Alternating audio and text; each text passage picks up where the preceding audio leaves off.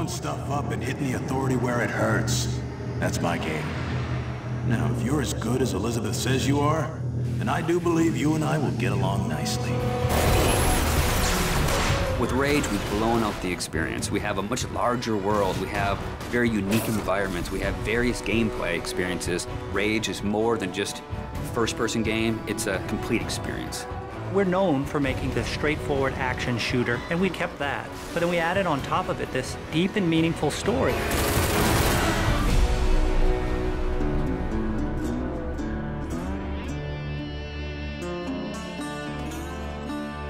So the story of Rage. We had the setting, we knew we wanted to have it on Earth, then we had to decide how we would destroy the planet. And we actually found that there's a real asteroid, which is called Apophis, which will pass by the planet around 2036. So in the fictional world of Rage, when the governments of the world discovered that Apophis would hit us and destroy most of civilization, they initiated a program called the Eden Project. So the game starts out where you are an Ark survivor. You are one of those people buried in 2036. Your Ark emerges from the ground 100 years later. Unfortunately, you're the only one that survives in your Ark. So when you step out, you are alone. And it's this post-apocalyptic world that you rise up in, and it's this twisted version of the reality you used to know, and you really don't know what to expect. Current position unknown.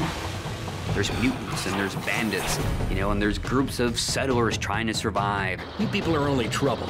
Now be on your way. The world has moved on, and it has its own thing going. We don't give the character a name or a face that's unique to the story. We want the player to jump in and actually add his own identity into that character.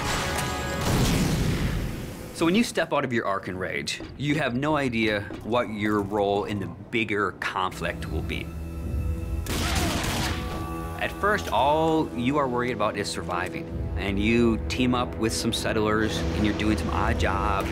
So here's what I need you to do. So you're not just going from one area to an airlock to the next area. It is an open world. It's believable in a sense. And it's the story and the characters and the setting that really delivers the gameplay.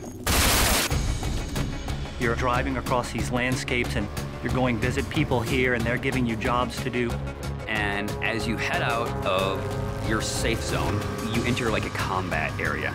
So you may find a handful of bandits with rocket launchers mounted on their cars. And as a player, if you wish to engage them, you can. If you wish to try to run and gun and get out of there, you can. Then the story starts unfolding, and you realize that these warring bandit clans, they all occupy a certain area of the wasteland. They own it. They'll attack you if you go in there and you don't look right. Then the same thing with the towns. If they don't know you, they're going to treat you like an outcast. Well, will you look here? A new face, a new body. Oh, I am so glad I got out of bed this morning. You start learning about these crazy mutants who they don't even like each other, much less you, much less the bandits. And then you learn about this other faction, the Authority, and they start playing a bigger and bigger role in the story. They are trying to control the wasteland and set the direction of mankind. That's the truth. And that's what people need to know. So there's a small group of people called the Resistance that are fighting against the Authority. The Resistance discovers you, and everyone knows that Ark survivors have a certain specialness to them. You got all those little computers racing around inside you. You know, as you move through the story, you become more important, and people start to take notice of you, so does the Authority. As you, the player, get your weapons and start interacting with the characters and start fighting all the bad guys in the world, you understand what your role is in the world. So, you're the new team member. The story in a game really gives meaning to the action. It creates the setting that all the gameplay exists on. And if you have a compelling story, and you have compelling action, and ways to drive the player forward, it just creates a richer experience and a more complete package.